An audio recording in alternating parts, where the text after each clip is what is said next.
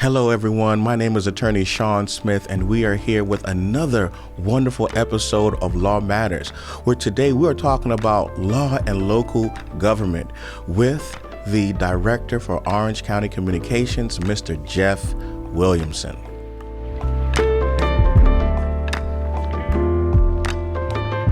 Hello, my name is Attorney Shawn Smith. So happy to invite you to another episode of Law Matters. And of course, we have a astounding guest with us today, the Director of Communications for Orange County, my good friend, Jeff Williamson. Welcome to the show, Jeff. Pleasure to be here. Thanks for inviting me, Shawn. I know I had to plan this since last year to get on your schedule. I'm happy to be here. I'm glad it worked out. Thank you. Now, the name of the podcast is Law Matters, and one of the things that we discuss is how the law affects everybody. Now, you work for the Orange County Mayor. Tell our audience a little bit about what you do. Okay, so I am the Director of Communications for Orange County government, which means that I support three basic teams. Orange County owns a television station, cable access station, which is Orange TV. Orange County also has a graphics division, and then there is the main division, which is the public relations office, the press office, website development, and all that. So that department all rolls up to me as a communications director, and I report to the Orange County the mayor's chief of staff, Roseanne Harrington, and she reports to the mayor. So if I could put my job into a sentence or two, basically it is my job to manage a team that tells the story of Orange County government. Someone has got to tell the story, and the telling of the story of Orange County government is very complex, as you know. There's so many issues that come to a local government that does not fall in the purview of every single individual. So it's so broad, it's so vast. So the goal is to tell the story in as elegant and as simple a way as possible to the constituents of Orange County, so they understand what their government is doing. And because what their government is doing is important, and unfortunately, many people are either A, unaware, or B, don't really care. You know, what does it matter to me? So that's the job that I am entrusted with, is telling the story of Orange County government through public publications, through public relations, through social media, talking to the media, the press as well. So that's kind of the assignment that I've been given by the Orange County mayor. And you do such a good job at it. Thank you, Shawn. Appreciate and that. so that's why we've given you this forum as well, to let the Orange County community know exactly what's happening in Orange County. Now, how long have you been in that position? So when the mayor, as you know, Orange County Mayor Jerry O'Demmings was the sheriff of Orange County until 2018, when he ran for mayor successfully and won in the August primary. When he became mayor on December the 4th, 2018, he brought me over there with him. Now, I was one of the chief spokespersons for Orange County Sheriff's Office, as you may know, for 12 years. I wasn't the chief spokesman, but I was the chief for about 6 years, and one of the staff spokespersons for 6 years. So I was the managing supervisor for the spokesman's office for 6 years. So I guess he saw my work. He liked it when he was the sheriff. He said, I got to grab this guy and bring him over to the mayor's office with him when he came. So he asked me. I was thrilled to do it. I had, as you know, finished my PhD at UCF, so I was really heading into a career in academics. But the mayor, graciously asked me to join him, and I said absolutely, because he is just a great boss, and it was a great opportunity for me. Nice. Now, let me ask you this. You say he's such a great boss, and not many people say that. Why do you think he's such a great boss? What are you so impressed with in regards to the mayor that we have? I'm glad you asked that question, because having been prior to this, as you know, even prior to being the spokesperson of the sheriff's office, I was in television news for about 13 years. So I've worked for some terrible bosses. Not just in news. News is a cutthroat business, as you know. Right. The contracts that they write for you, they can fire you, but you can't get out of them. The way they structure the contract, you ask almost any television news reporter here locally, they will tell you the contract is not written for them. Right. It's written for the station. Have mercy. So they basically take advantage of you. They know there's lots of people that want to get into television news, because television news is a bridge to do great things. It is. It was a bridge for me, I will admit it. So I took advantage of that. So I've worked for some pretty bad managers. And by that I mean people that say one thing to you and they do something else when the door is closed and you've left, that don't have integrity, that do things that you're like, no, come on, that didn't pass the smell test, what you just did. Even if it's to someone else and you know that, hey, that could happen to me at any time. So the integrity that I've seen in Mayor Demings, the things that he says, he means.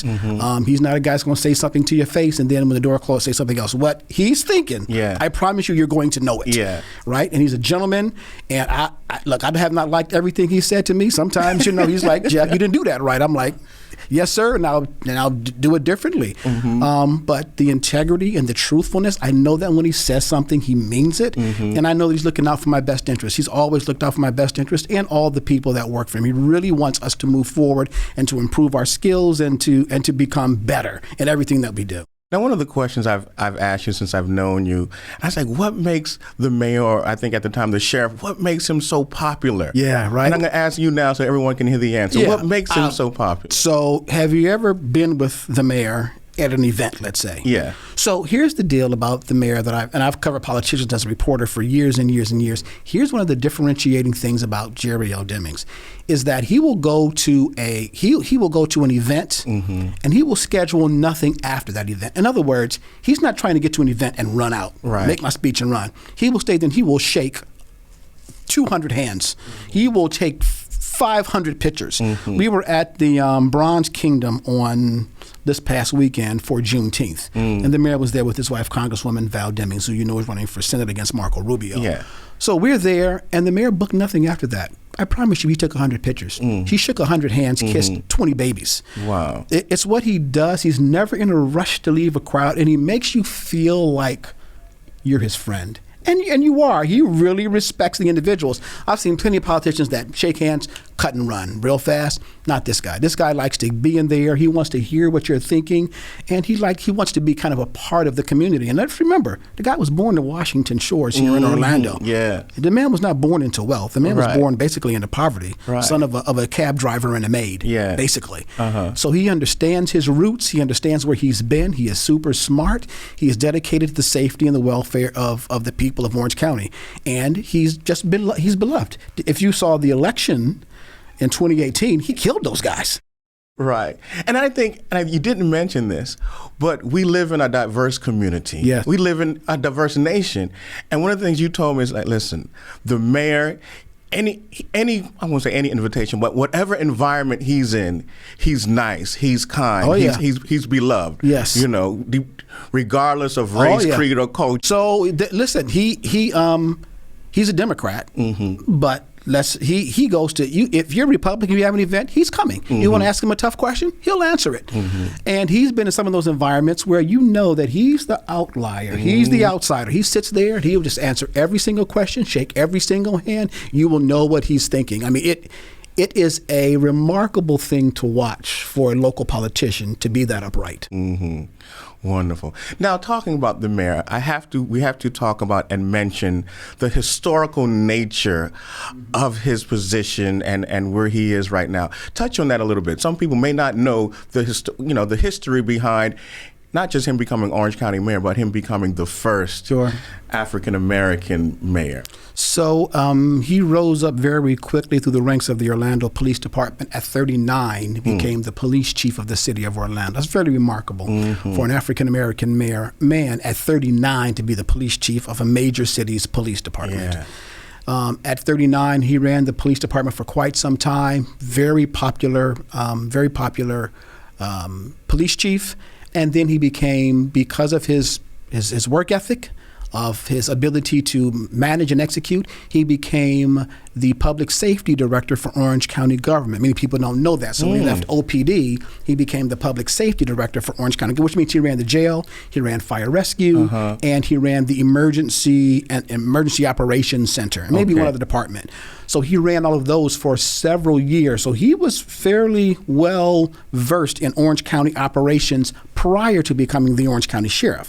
So in 2008, he runs for Orange County sheriff, wins significantly, and becomes the Orange County sheriff, the first black elected Orange County sheriff in the history of this county. Wow. Now, when you look at the census populations and you say, man, you think about Orange County, it's about 53% straight white. 30-ish, 32% Hispanic, only about 22, 23% is black. So that this county can elect a black mayor out of a smaller population of individuals shows you how much he is loved, how much they believe in him. And remember when he ran for mayor again in 2018, he killed those guys. Right.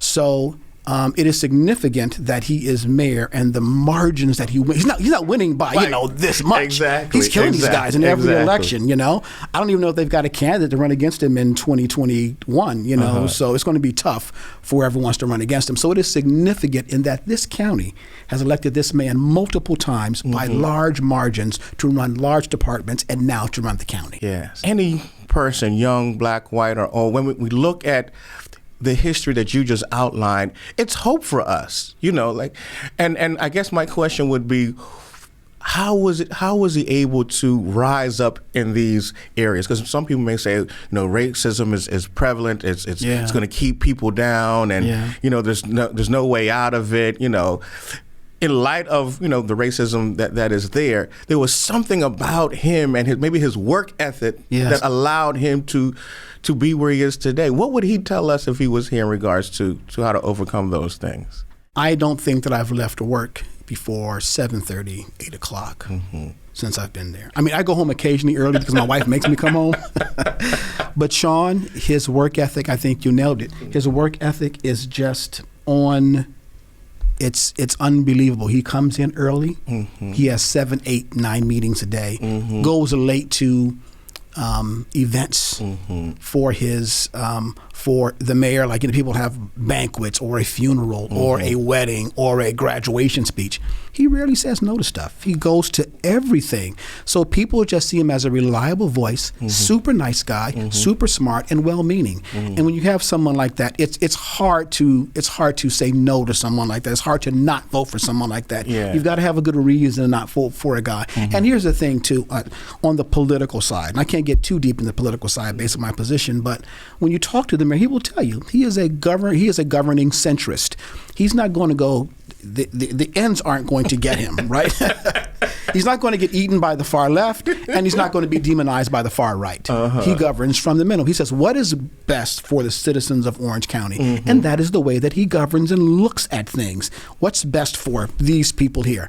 I know these people are going to yap over here. I know they're going to yap over here, but I have to govern from the middle, which is exactly what he does, and that's why he's popular. He's a centrist. He's popular from the middle. Nice. Now, many people don't understand county government. Who are the major parties or players within a county government system? So if I can talk specifically about Orange County, that's probably the best that I can example that I can give you. So the Orange County is split up by 6 districts. There are 6 commissioners that are elected by the constituents of their 6 districts. The Orange County government, and I believe all the constitutional officers, which is the mayor, maybe the sheriff, tax collector, property appraiser, and Board of Elections, all of those individuals, all those races are nonpartisan. So even though you may be a registered Democrat or a registered Republican, when the election comes, that D or R does not show up on the ballot. So you do not know, unless you know the candidate, you're not voting for a party, you're voting for a person, if you will. So those 6 districts make up Orange County. And the mayor has been elected. So they're elected by their districts, but the mayor is elected by all the citizens of Orange County. All 1.39 million citizens of Orange County are allowed to vote for the Orange County mayor. Now, even if you live in the city of Apopka or the city of Orlando or the city of Winter Garden or any of those cities, the 11 municipalities within Orange County, you can vote for your mayor. So if you live in Orlando, you can't vote for Buddy Dyer, but you can also vote for the Orange County mayor, Jerry L. Demings, or whoever the candidate might be. So you get to vote twice. That's if you live in a corporated city. And let me pause just in case anyone misses it. When you say corporated city, we're talking about a city that is incorporated. And you mentioned some of those, like Orlando. Correct. You mentioned another one, like Apopka, which are probably the major 2. What are some other ones? Winter Park, Winter Garden, Ocoee. There's down there at Belle Isle. There's a few down there by Disney. There's very small towns. And these are when we say municipalities, these are cities. That's correct. And they have city governments, and those city governments have mayors. They have mayors, or they'll have an executive that is elected by all the people. That is correct. So to put it in perspective regarding numbers, about 650,000 people live in those cities. The county has 1.4 million people, including all of those cities. So there are about 800,000, just doing the simple math, with 1.4 million citizens, 600,000 being in those corporated municipalities. There's about 800,000 citizens that live in unincorporated Orange County. You may have an Apopka mailing address, as do I, but I do not live in the city of Apopka. I live in Orange County. So, and you judge that. I always tell people, well, how do I know well, you judge that by looking at who responds, the easiest way, who responds to your area when there's a call to 911. Yes. Is it the city of Apopka Police? Is it the Orlando Police Department? If it is one of those individuals, you're in a corporated city. But if it's the Orange County Sheriff's Office, you're in unincorporated Orange County. That may be the easiest way for you to understand that. Oftentimes when I speak to individuals, it's the same answer I give to them, especially in my background in litigation and criminal defense. It's like, okay, well, who should I call? Well, what law enforcement agency responded? Exactly, okay, it was Winter Park. Well, you probably live in Winter Park district. Or it was Winter Garden. That's Seminole. I was going to say Altamont Springs, but that's... Yeah, it's Seminole County, right.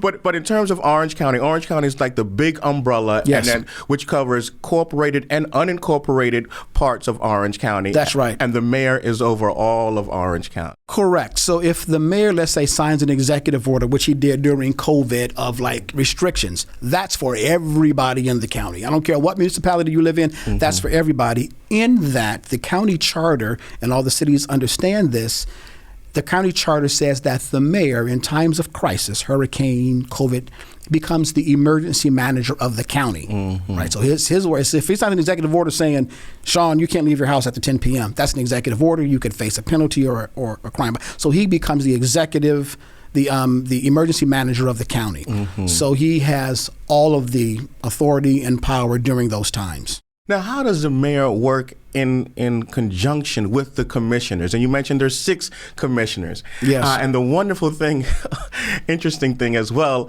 about Orange County is that the 6 commissioners are all female. Yes. So we got one man working with 6 female commissioners. Yes. How does he work? How does he work with the commission? So, I won't only discuss the gender part of it, but I will discuss the legal and the parameters in which he works. So Orange County has, as the state of Florida, has sunshine laws, which means that the mayor cannot meet with any of those commissioners individually unless he sunshines the meeting or notices the meeting. So he must meet with them in the sunshine. Yeah. He can't pick up the phone and say, hey, Commissioner Wilson, come by my office for a quick meeting. Wow. Doesn't work that way. He's got to notice the meeting, which I think is to be noticed for at least 24 or 48 hours. Don't quote me on that. But he has to notice the meeting so that it can be publicly known. Wow. And if you want to show up and listen to their conversation, you can do so. So then he can't just call up a commissioner and meet with him. He can call up a citizen and meet with them. But in terms of the Board of County Commissioners, the meeting has got to be noticed. So he must meet with them individually. Now, as you can imagine, same thing with him. All of they're elected by their districts, and they are also in a nonpartisan race. So let's say in District 1 is Commissioner Nicole Wilson, who just recently beat Commissioner Betsy Vanderlei. Well, there's not a D or an R, but Commissioner Vanderlei was a Republican, Commissioner Wilson is a Democrat. So they don't put their D or R by their name, they just run in the nonpartisan race during their election period. Gotcha. I don't know if that makes sense to you or not. No, so in terms of working with them, he really can only work with them openly during the Board of County Commission meeting, which takes place about twice a week. That's when he can openly discuss issues. That's when you can talk about whatever is on the agenda for that particular meeting. And let's make clear what that essentially means. Whatever policy or whatever procedure that he's looking to push, he cannot sit and try to talk to them on the side to get them to vote. No, sir. Unless he wants to go to jail or face a serious fine by the Ethics Commission. Right. And they will nail you. Exactly. They've done it in the past. So the only way that he can discuss these things with them, when I say them, the commissioners, is at those Board of Commission meetings. That's correct. Unless you said he files a notice indicating that he's going to have a meeting with them and has to abide by the sunshine laws. That's right. So that must be interesting then, knowing that, okay, I'm coming to this Board of Commission meeting that's held twice a week. Twice a month. Twice a month. Yeah. Okay. And that's where they discuss all issues Yes, on the table. That's correct. Now, he isn't the only one that can put things on the agenda. They may have something they want on the agenda. They send it over to the county administrator, who works for the mayor, who works for the citizens of Orange County, and then they consider it and they put it on the agenda so it can be discussed openly by all commissioners. It seems like these meetings will be very long if you're only having them twice a month, and that's the only time he gets to speak with the commissioner. The last one was Tuesday this week, and I left there at 9:30, and it started at 9 o'clock in the morning. 9 o'clock in the morning. They're not all like that, but that is not an uncommon occurrence. How does the mayor push forward his policies and it gets them to become law within a county system? So you say push forward, so we got to be careful with that. Yeah, let's be careful with that. So he can place things on the agenda that he thinks need to be discussed and voted upon, as can any commissioner do that. But the mayor and all commissioners, if you're a politician, you can, of course, read the tea leaves, right? You know how certain commissioners have voted on certain kinds of issues in the past. And you know how they format their argument and their leadings and their leanings. And once you know that, you got to, the mayor's smart. And so are the commissioners. There's some things that just are not going to fly with these guys, these ladies. And these ladies don't play. And I would suggest to anybody to go to the OCFL.net and look at some of the Board of County Commission meetings. They do not play. They really are very serious about governing. And if he has something that he wants to answer your question to push forward, he and they had better have their ducks in a row in terms of kind of what they want to see happen. And all the commissioners are briefed by the parties who may have, this past Tuesday, there were several things about zoning. People want a larger lot, or they want to buy some land from the county, or they want to increase, they want a boat ramp in their area, whatever the case may be. Well, they talk to the commissioners. The citizens can talk to the commissioners, write them a letter and say, hey, I want to please grant me the permission to build a boat ramp in my docking area, whatever the case may be. And reading the tea leaves, they need to go and research and see if that can be done and what the county's position is on stuff like that, environmental impacts, et cetera. So the commissioners and the mayor have really got to know, have a sense of what will pass and what won't. Because you and I are not into fighting battles that we know we're going to lose. Exactly. And they have got to think that my item has a fighting chance. How can we be involved in our local government? How can I be involved with the local laws that are taking place? And I think you mentioned the first thing we need to do is contact our local commissioner. Yes, sir. How do I find out who my local commissioner is? So just go to OCFL.net, and right there at the bottom, you scroll all down to not to the bottom, of the very first page, you'll see every single commissioner, their district, how it lines up, where you live. You can even put your address into our database, see exactly who your commissioner is, and have their phone number, all their information, and then make a meeting and meet with them, or give them a call and tell them what you would like to talk about. And then, Sean, there was this. During the BCC meetings, which we discussed to take place twice a week, there was a thing called public comment. You can come and you can just come sign up and you can talk to the Board of Commissioners about anything that you want to discuss. Anything that you want to discuss. Now, if it's a matter that is on the agenda, you have to wait, it's wise to wait until that comes up, and then there's public comment for that specific thing. But if you just want to talk about, I wish they would get rid of all the birds in Apopka or whatever, they're too noisy or whatever it is. You can just come during public comment and say, hey, everybody, I'm Jeff Williamson. I live in Apopka. There's too many birds. If we could get our environmental protection people to do something about that, they're making a mess of my yard or whatever the case may be, I'd appreciate that. You can just come and talk about whatever issue you so desire. And that happens all the time. What's the most persuasive procedure to use? I mean, I may come in, public comment section and talk about birds in Apopka, and my commissioner well, I never knew that the birds in Apopka were an issue. And yes. I've got already so many things on my other plate right now. Birds of Apopka may not be priority. But that's right. What's the most persuasive way? So if you want to get something done, the BCC may not be the actual way to go. It may be get in contact with your commissioner, and your commissioner puts you in contact with utilities or the Environmental Protection Division, and there may be a very simple fix for whatever you've got. I see. The Board of County Commission is to a large degree on some more contentious issues in which there is county-wide possibilities of issues or problems, whatever the case may be. But it starts with talking to your commissioner. Yes. And they can point you in the right direction. If it's something that needs to be brought before the Board of Commission, they will say, hey, I will work to get your item on the Board of County Commission, and there may be some paperwork you have to fill out or whatever to get in front of the board, and then you can place your issue in front of the Board of County Commissioners. Suppose I feel like, I see Jerry Demings all the time on TV. He seems like a more personal person than maybe my local commissioner. Can I set an appointment with the mayor?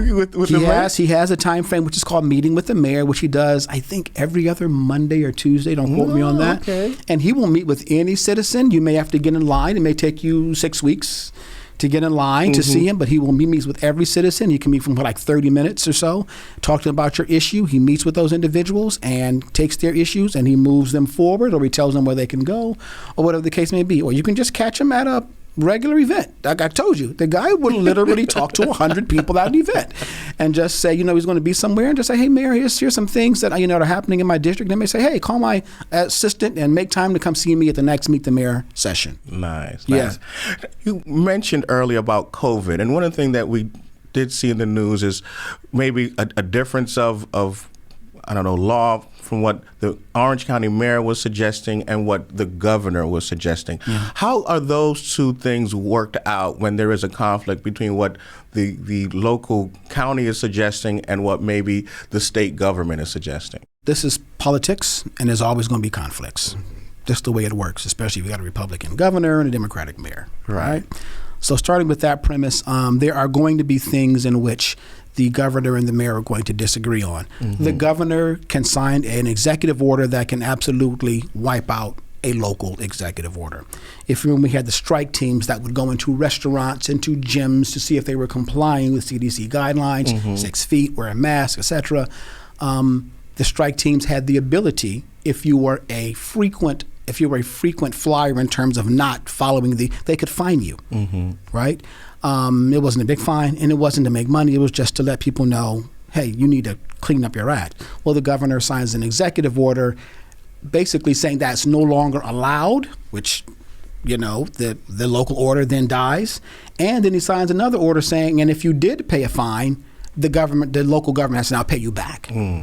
So the state government, certainly as a federal ruling would overrule a state executive order, say it would have stayed for a local one. So the goal is to have some harmonious working between the two, and there is harmony. Early on there was a issue about barbershops opening and salons opening. The mayor and the governor worked very well on that together. But some of the other things they just flat disagreed upon, and some things the governor could not overturn, and he did not overturn. But some of the things that he chose to overturn, he did, and we had to comply. That's just the way it works. You'd love to have harmony, but this just look. And I'm personally thankful that they worked out the barbershop thing. So yes. I can get my haircut. I know you didn't worry about that too No, much. sir. A razor, and 3 minutes later, I'm good. Now, in terms of, again, I'm going to go back to our involvement. Does my voice matter? In terms of your voice, no. Shawn Smith, no. Well, absolutely, Shawn. Absolutely, your voice matters. And the mayor and everyone that's what they're there for, is to listen to their constituents. Your voice absolutely matters. And I encourage everyone to get involved in government. Even before I got into news, even before, I was involved in my local government. I would go to local meetings. And, you to go to the Board of County Commission meetings, sometimes just 4 people in there. Get involved in your government. Right. Listen to what the issues are. Go online, because the agenda is posted, I think 24, 48 hours before them. You can go and see every single thing that's being voted on. And you can go make public comment on that particular thing, or you can write your commissioner about it. But your voice absolutely matters. And if you watch this last Board of County Commission meeting, I won't even talk about the issue that took place. But I will. Yeah. There was a vote on picketing and petitions near residential areas, and there was another vote on whether or not local pet stores were allowed to buy puppies from puppy mills. It was quite contentious. There were 56 speaker cards. It took 2 hours to get through the public comment alone. That's why we went to 9 o'clock that night. But let me tell you something. Those people got up there and they made their argument, and it certainly produced a result. So your voice, your strong voice, absolutely matters. That's what government exists for, in my opinion, is to listen to the constituents of their area and to make decisions that affect those persons. Nice. Now, what are some of the local issues? You mentioned the puppy mill situation. What are some of the things that are taking place in our local government now that we should be paying attention to, or may even going to a BCC meeting to express our opinions? So some of the things that the mayor has put forth that aren't back yet, there will be a penny sales tax that will probably be coming back. The mayor announced that during the State of the County back on June the 4th. There will probably be a penny sales tax referendum that will come back. When it will happen, not sure. The mayor is going to make a decision on that. There was the whole issue regarding housing and transportation. Yes. I mean, we talked before the show, we talked about how desperate it is for individuals who want to buy a house. Mm-hmm. Raw materials are super expensive. You want to buy a house now? Good luck. You're going to be bidding against 25 people. Yeah. And so it's really, really tough. And so the affordable housing issue is a major issue. Those are some issues that are going to be coming back. Since we're kind of on the downside of COVID now, those are issues that are going to be coming back irregardless, because people want an affordable place to live. Yeah. And you are, I forget the term, but you basically are considered housing challenged if you pay more than 30% of your income, your net income, into housing. Right. Rent. You're considered. You don't have the expenses then to take care of your family, to feed them, to save for the future, to plan for your retirement, etc. So if there are two issues that I'd keep my eye on, it's transportation. Have you been on I-4 lately? Because I travel it every day. And I'm a white knuckled, almost like, dear God, let me make it home safely, right? And housing. Now, thank God I was able to purchase a house like I told you last year, and it worked out well because, this is before COVID sort of ended. But there are people out there that would love to buy a house and they just can't afford it, Shawn. Yes. So I would say housing and transportation are the big two to look forward to in the next near future. Talking about transportation, it's funny, I've gone to the airport a couple of times within the past 6 months, and I was amazed to see the construction, and I believe it's the rail that they're building off of 528 to come into the airport. Yes. Does the mayor sit on that board as well? Yeah, the mayor's on that board. So there's a Brightline, the whole transportation thing is just a completely, and I encourage everyone to watch the last January 22nd board meeting and the discussion on Brightline. That's January 22nd, or was it June 22nd? I'm sorry, June 22nd. I apologize. June 22nd. Look at the conversation that takes place regarding Brightline and them coming in from South Florida, the possibility of going into Tampa. There's a discussion about, well, why doesn't it come to the convention center, which is a main artery for us, which is a major place for business and commerce for Orange County, because as you know, tourist development tax is big for us. So when there are major conventions, 50,000, 80,000 people at that humongous convention center, it helps us with tourist development tax revenue. So that whole transportation piece is huge. And everyone, I think, I won't say everyone, but a lot of politicians in the past have been afraid to discuss it, but this mayor's not. We're challenging it head on, and we want to see some serious results as it relates to that. This is why the penny sales tax for transportation is, in the mayor's eyes, a very smart thing to do, but we got to do it in a smart way. Gotcha. But yes, transportation is big, and Brightline is making some serious advancements as it relates to transportation within the state of Florida. I know, because I travel to South Florida a lot, and if I had the option of taking a train, especially a fast train. Yep, get there like 2 hours and 10 minutes, something like that. That would be so awesome. It would be. I'm going to end off with a softball question. Yeah. What is it that you love about your job so much? Oh, really? Well, I will tell you, I could chase money around, Shawn, if I really wanted to do that. But the mayor is just such a great guy to work for, and the environment that he set up. I go home, I'm not stressed out. I've had jobs as a reporter where I would come home completely stressed out. But working for a great guy in a great department with public service and getting to do shows like this with a great guy like Shawn Smith, Attorney Shawn Smith, just makes my day. It's fantastic. And I go home a happy camper, which means the family is happy. The wife is happy. The wife is happy. Everybody's happy. Happy wife, happy life. I know you know that story. But it's just a great place to work. I'm not going anywhere unless the guy that chooses to get rid of me. I'm going to stay right there until they tell me, you know what, Jeff, you got to go. So it's just a great place to work.